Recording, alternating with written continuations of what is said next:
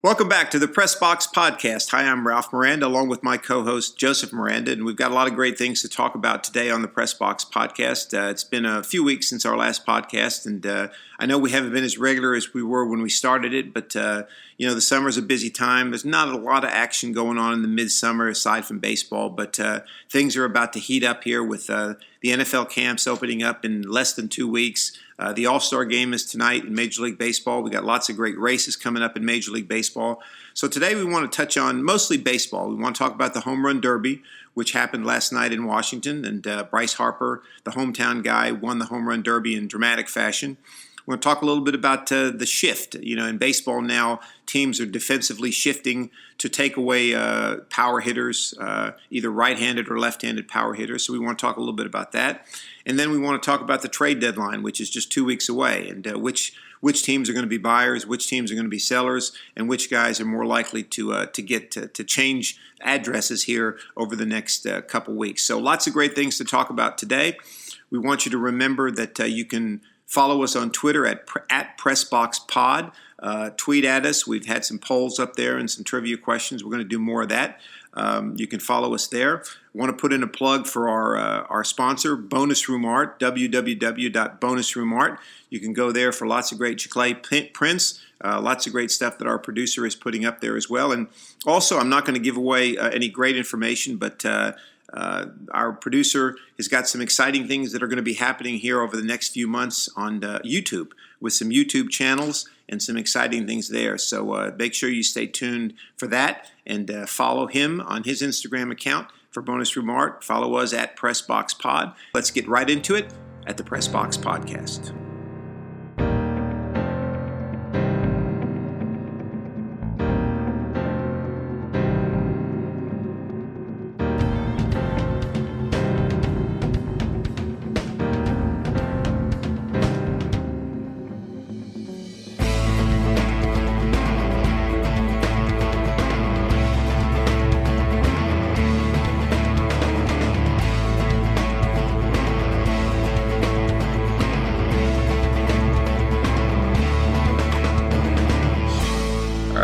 Back to the Press Box Podcast here with another episode today. We're coming to you today from Pensacola, Florida, and we are in the midst of the MLB All-Star break. Tuesday today, the All-Star Game is tonight. We had the Home Run Derby last night, which is always exciting. And I'm just going back and over the years, I've always enjoyed watching the Home Run Derby, and there's been some changes to the format over the years, but last night was as good as any that I have seen, and a lot of excitement. I agree with you. I think it is, but I miss the old days, and I miss the Griffey, the Bonds, the Mark McGwire, the Sosa, the Giambis. I miss the big names. I mean, right. Don't get me wrong. The guys that participated last night are tremendous players, but it didn't seem like it had that star power that previous home run derbies had. Yeah, I mean, I would agree with that. I think that. If you mentioned those guys you mentioned, if you're going to look at the equivalent today, you'd like to see Trout in there, right? Stanton, Judge, right. Harper obviously is deserved to be in there. Those are just some of the names off the top of my head. Which you're right. It's kind of like the slam dunk contest where you get a lot of guys I even think are less known than these guys that hit last night. Seems like just rookie guys or first or second year guys in the dunk contest, and you didn't get that as much of that last night, but. We were texting with our producer, and who's a casual baseball fan, and he hadn't heard of a few of the guys. I believe it was Muncy and Bregman and Hoskins for Philadelphia. But that's an excellent point. But just as far as let's talk about the format real quick. Okay. What do you think about the current format as opposed to the classic? You get 10 outs, take your time. Sammy Sosa perfected the swing, take a pitch, and you'd be there all night just about. Well, that's why I like the new format. I think it fits TV a lot better because, as you remember, in previous home run derbies, it would be after midnight before that thing was over. Right. Okay, because you remember in 2008, the one they had at Yankee Stadium, the last year of Yankee Stadium, when Josh Hamilton hit 28 home runs in one round.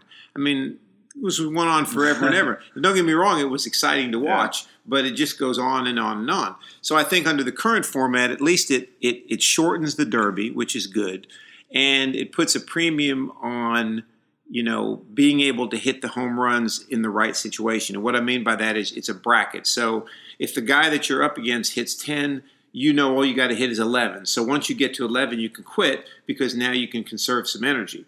And it also gives you a chance. The guy who hits the most home runs generally is going to be the guy who wins. Because as you remember in 2008, Josh Hamilton didn't even win the home run derby, right. Okay, because he didn't hit him at the at the right time. So I like the new format. I think it speeds it up. I think the bracket thing kind of adds a little excitement because you got the 8 seed against the 1 seed and all that good stuff. So I like it a lot, and I like the way they do it. And it was good to see Bryce Harper win it for his home fans. Yeah. I think they said he was only the third guy that's won it in front of his home fans. Ryan Sandberg and Todd Frazier did a couple years ago. But yeah, I mean, I like the new format in terms of the time it takes to have the event, which I think is good. But the bracket, I mean, it's nice. But if you're a guy that say the guy you're hitting against hits 21 home runs and you hit 18, and then nobody else in the whole thing hits 18. Right. You've hit the second most home runs overall, but you're still in advance because you didn't win your bracket, which.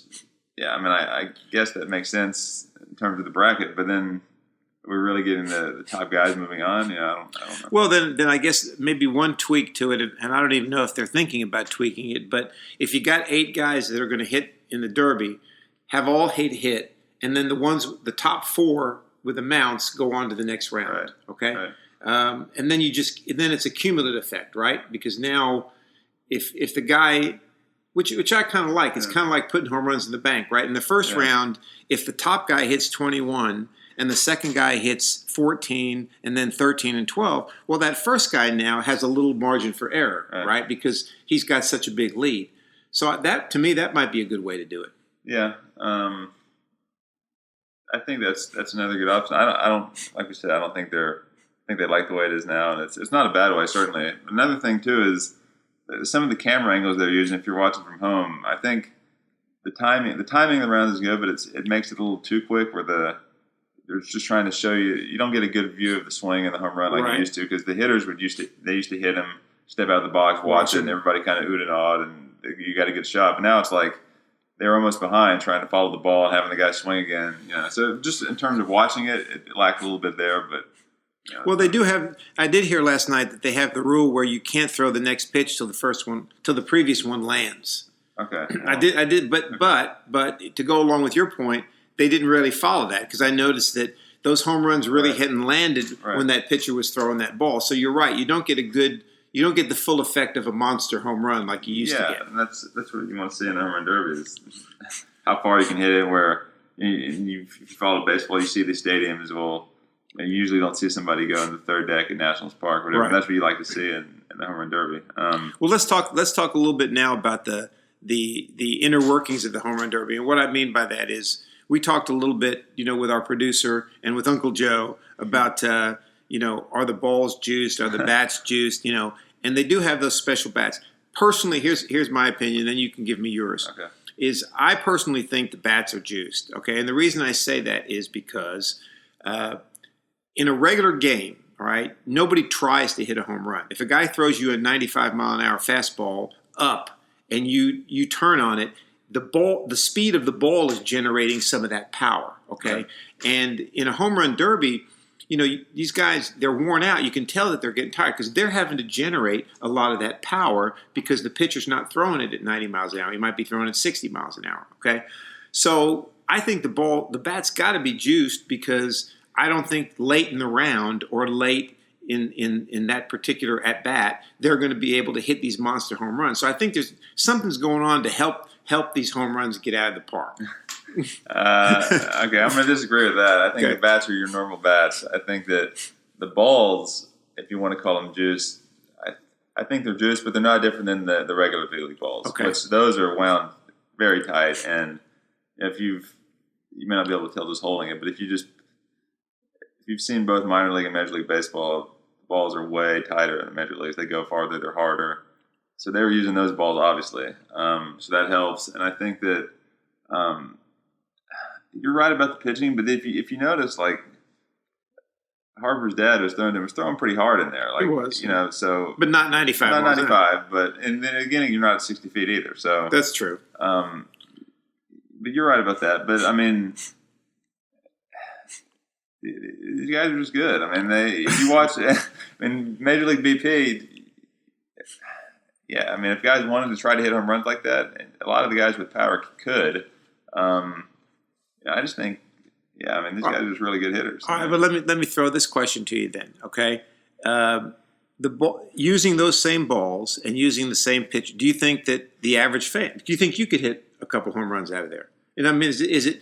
I guess what I'm trying to say is no. Okay, so there's still some of that major league skill involved in doing that. Yeah. I mean, when we say the ball's juice, like, it's not juice to the point where it's illegal. Yeah, it's illegal, or just anybody can hit a home run. I think it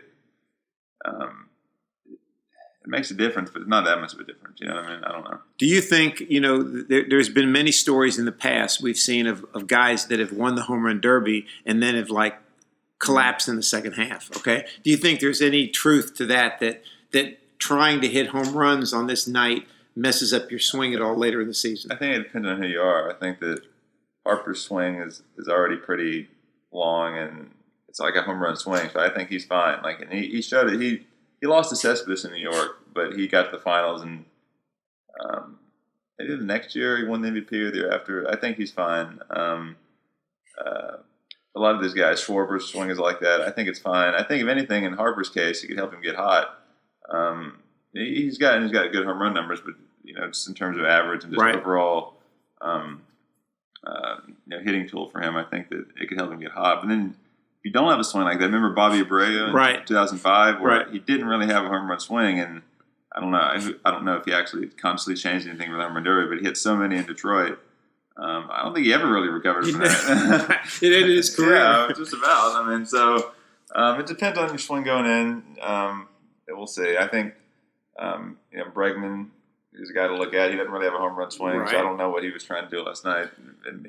But I don't know. I think it just depends. Let me ask you this question, and I know it's hard to answer this question, but I'm going to ask you to put on your clairvoyant hat, if you will. But why do you think a guy like Judge decided not to defend his title? That's a good question. It could be a number of different reasons. Maybe he felt like that did something to his swing. Right. Remember, I think, if I'm not mistaken, he got off to kind of a slow start in the second half this year. Not as hot as the first half. So maybe he figured, hey, I won one. I don't really want to deal with it anymore. I don't really benefit from it. I put on the show last year. What more do I need to do? That could be a thing. You could have been physically tired. I don't know. But it is a good question. I'm sure he was asked to do it. I'm sure he was. Yeah, definitely. I'm sure he was.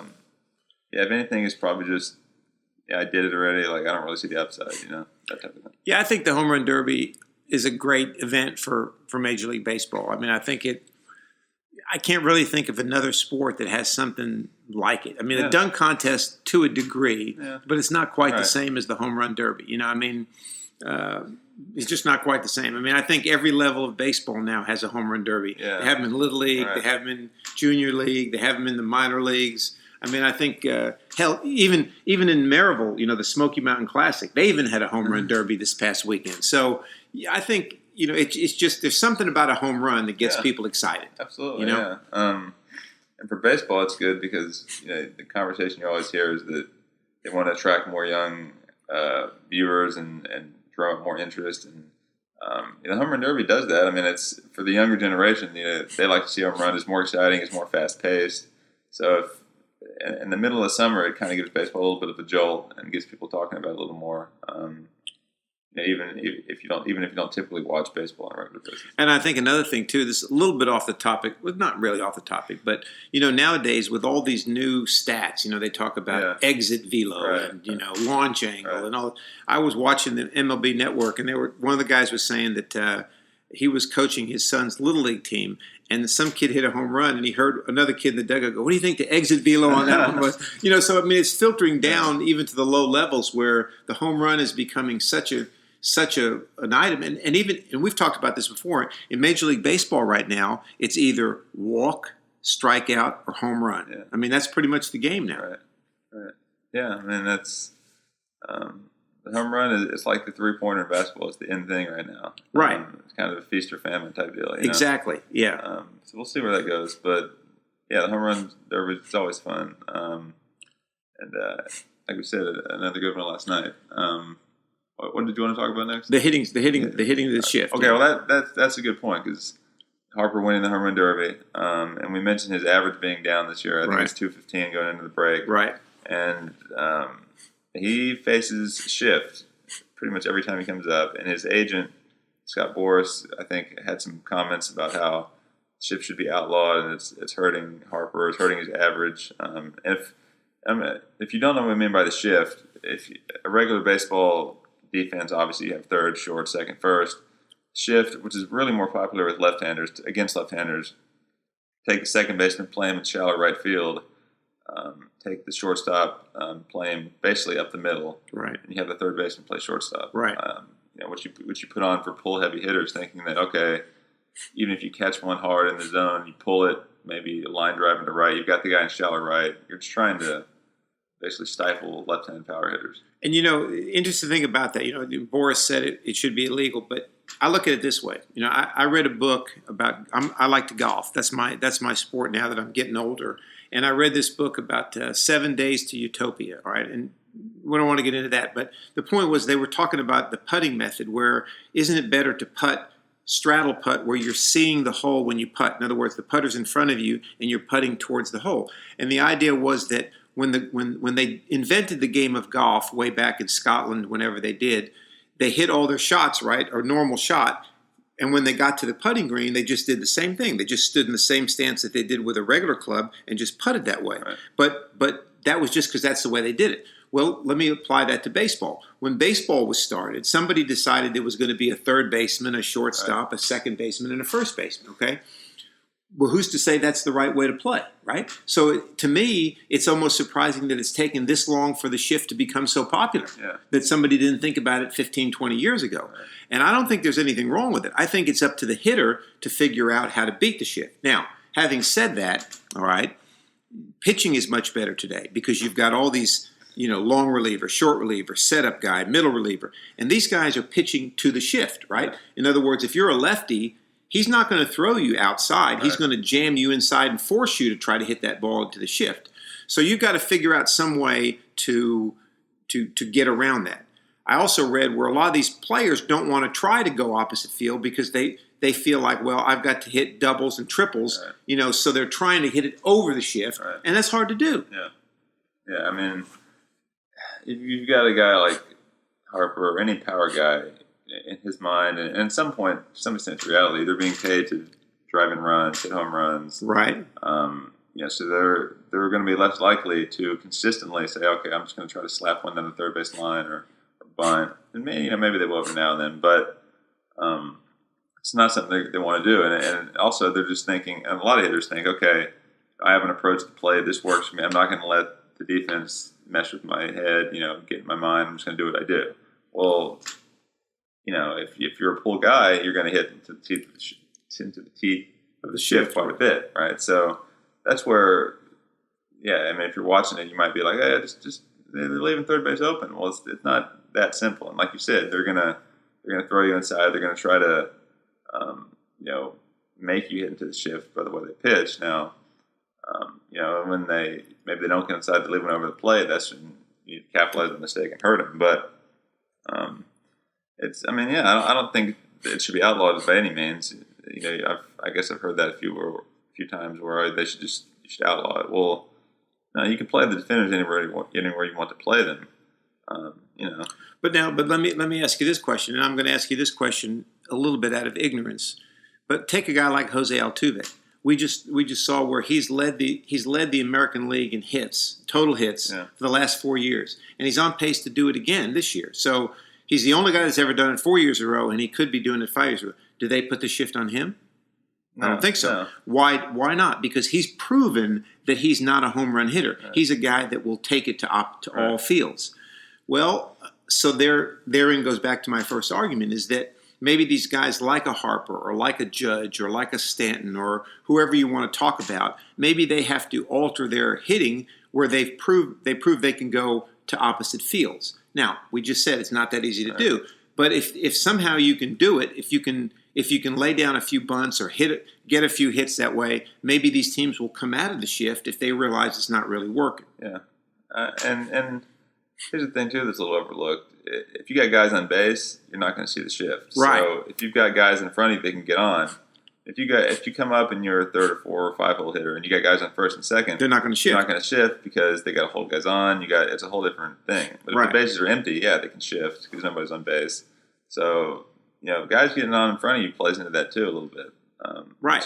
So therein lies the argument that if you're a team with a Harper or a Judge or a Stanton, maybe you need to make sure your 1, 2, and 3 hitters or whoever's hitting it for them are guys that can get on base, right? Yeah, absolutely. I mean, but I don't think it's going to be outlawed for sure, and I don't think you're going to see any less of it until somebody proves that they can beat it.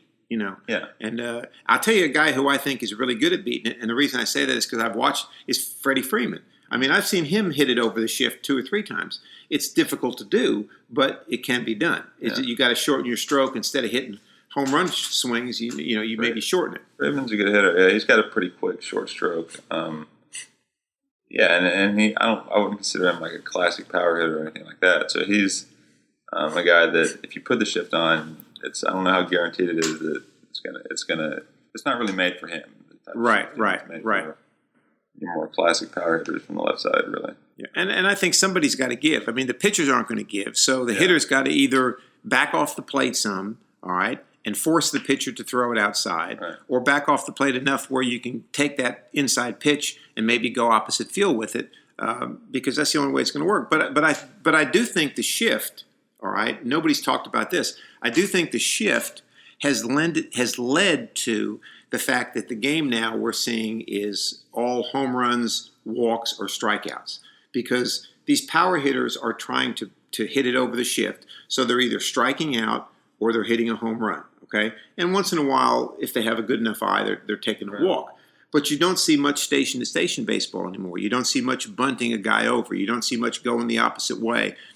I mean, you don't even see stuff like I've watched enough baseball where, like, let's say a Harper gets up with runners on first and second. You don't, or say a runner on second. You don't see him try to move that guy over. I mean, you don't see much of that anymore. Yeah. It's all just I'm trying to go for that double or that triple or that home run. Right. So yeah, I mean I don't know. Yeah, that's just the difference, I guess, depending on who's up.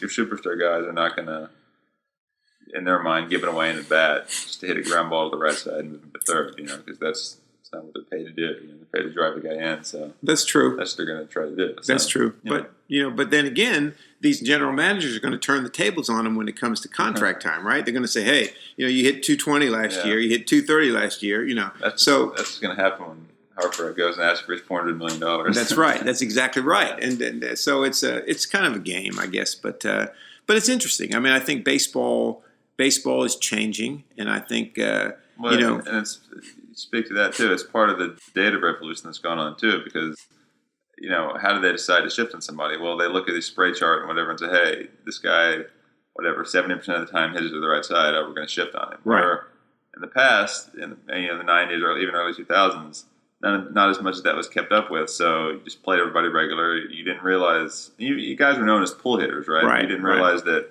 Okay, the math says that we are an advantage if we play this type of defense. Right. Where now that's going on all the time. So that's just another part of that too. And I think another thing that's lent itself to it, kind of below the surface, is the stadiums are smaller.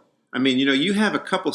I mean, you know better than I do, but you have a couple stadiums that are not considered hitters' ballparks, right? Petco Park in San Diego, Citi Field is not considered a hitter's park. Detroit, but you have others that are. Okay, but the interesting thing there is they moved all those fences in. When Petco opened, the fences are in from when they originally opened. Citi Field's fences are in.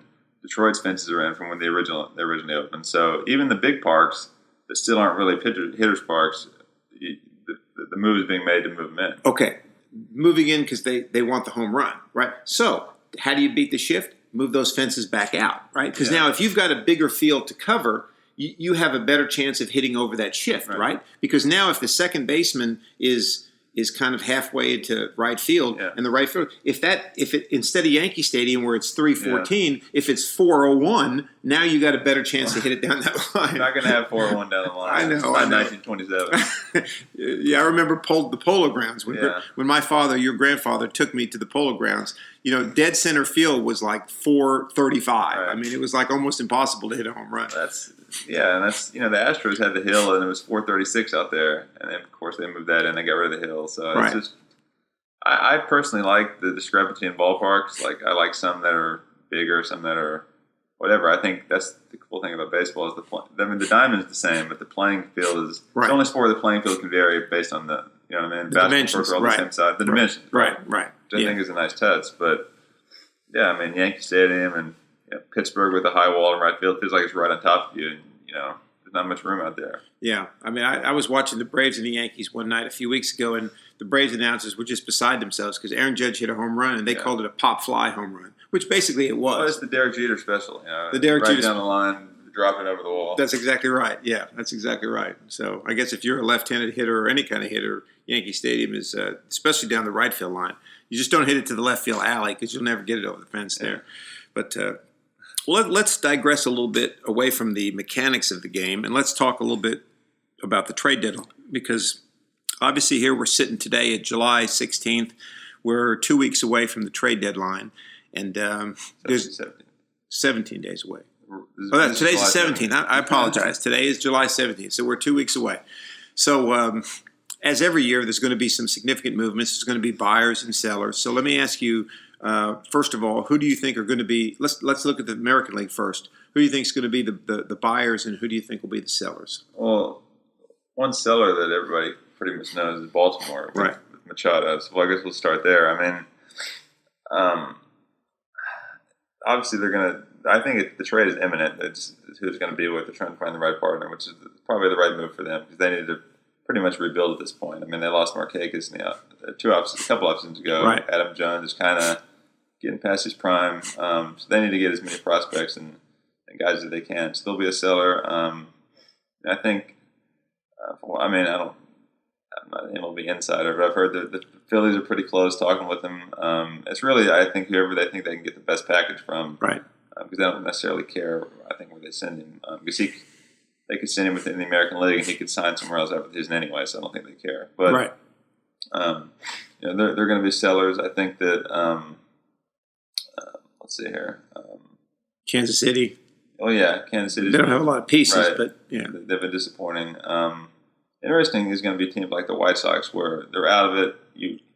They're not really sellers because they're trying to build for the future. They've got a lot of young guys they're trying to, cultivate for the future. So they're not going to sell off guys like Jose Abreu because they're still trying to be competitive in the years upcoming. So that's an interesting situation there. Let's talk about the Reds. Let's talk about I know I just switched leagues on you right now, but I want to talk about the Reds since you're associated with that organization some. I mean, here's an interesting concept. The Reds started out really bad, but they've come on since then. I mean, you could argue that they've been one of the better teams in the National League since mid-May, all right, when you look at their record.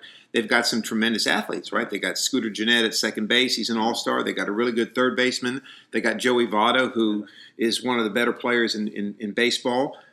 They've got, what's his name, the Dark Knight that they traded for the Mets, Harvey. So that's interesting. What do you do if you're the Reds? Do you sell? Do you buy? Do you do neither? I mean, that's an interesting situation. I think with Harvey, I think you try to trade him because I think basically what you did is you increased his value. He's a guy that you don't really need long term, so you trade him and try to get something for him. Right.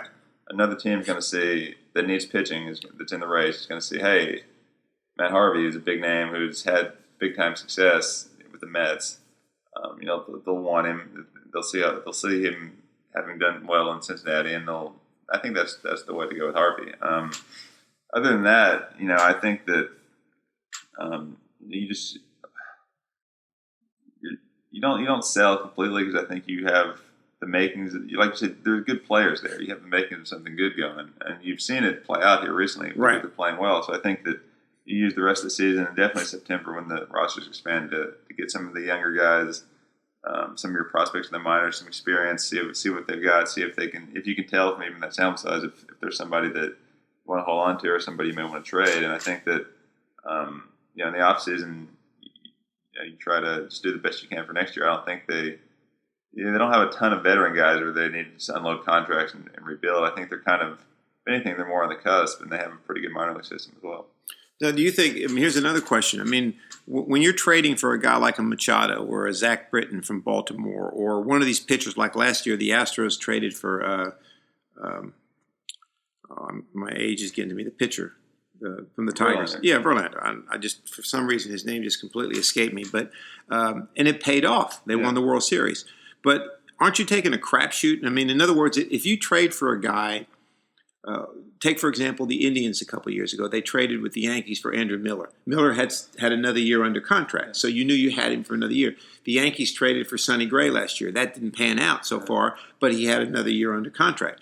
But if you're trading for a guy that's in his contract year, okay, you better be pretty close to winning the World Series, right? You better be maybe one piece away, because if you trade for that guy and you don't make it and you give up some quality pieces from your minor league system, and he leaves you, you're really no better off, right? You're worse off. Yeah. I mean, like you said, just because he's going to be a free agent after the season, he's still going to be not a cheap trade guy. You're still going to have to give up something. So, you've got to feel like you're really close. Like you said, you got to feel like you're probably already a playoff team, but this guy's going to put you over the edge and get you deep in the playoffs. And that's why I would argue personally that the Phillies, you mentioned the Phillies.